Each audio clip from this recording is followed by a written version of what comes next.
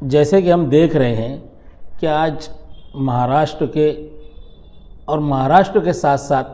मालेगांव शहर के जो हालात है, आज इन हालात के ऊपर ना ही तो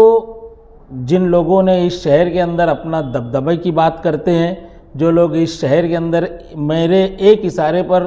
पूरा शहर एक हो जाता है, ऐसे लोग, और जो लोग ये कहा करते थे कि हमारे जलसे दो जलसे में हम शहर का नक्शा बदल देंगे। आज ये मुद्दे के ऊपर, आज शहर में जो माहौल चल रहा है, इन माहौल के ऊपर कोई भी सियासी पार्टी अपने झंडे और अपने बैनर के साथ बोलने के लिए तैयार नहीं है। वाहिद एसडीपीआई एक ऐसी पार्टी है जो सियासी प्लेटफॉर्म को मजबूत करना, और आज सबसे बड़ी ज़रूरत हमारी ये है कि हमारा सियासी वजूद जो है मजबूत होना चाहिए। इन फ़िरका परस्तों का मुकाबला हम सियासी प्लेटफॉर्म से ही कर सकते हैं, और वो सियासी प्लेटफॉर्म एसडीपीआई है जो कानून के ज़रिए, आंदोलन के ज़रिए, तहरीक के ज़रिए और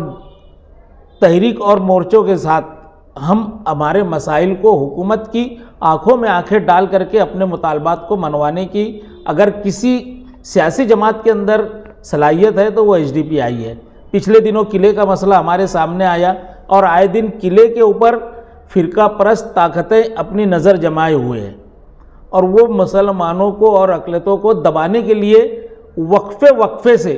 हर ऐसे मुद्दे के ऊपर बात करते हैं जिससे शहर का माहौल ख़राब हो। एसडीपीआई ये चाहती है कि मालेगांव, महाराष्ट्र के साथ साथ मालेगांव शहर का अमन बरकरार रहे, और यहाँ का रहवासी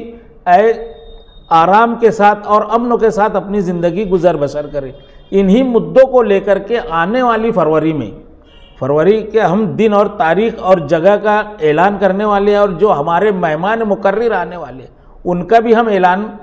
कॉर्नल मीटिंगों के ज़रिए, अखबारात के ज़रिए, सोशल मीडिया के ज़रिए करने वाले हैं। हम ये चाहते हैं कि इस शहर के अंदर एक मजबूत सियासी प्लेटफॉर्म तैयार हो जो फ़िरका परस्त हुकूमतों से मुकाबला करे। इलेक्शन आते हैं, इलेक्शन चले जाते हैं। आज हमारे नज़दीक मसला जो है वो जो कौम को और शहरियों को जो परेशान किया जा रहा है उससे निपटना है। इसके लिए एसडीपीआई ये प्रोग्राम की तैयारी में लगी हुई है।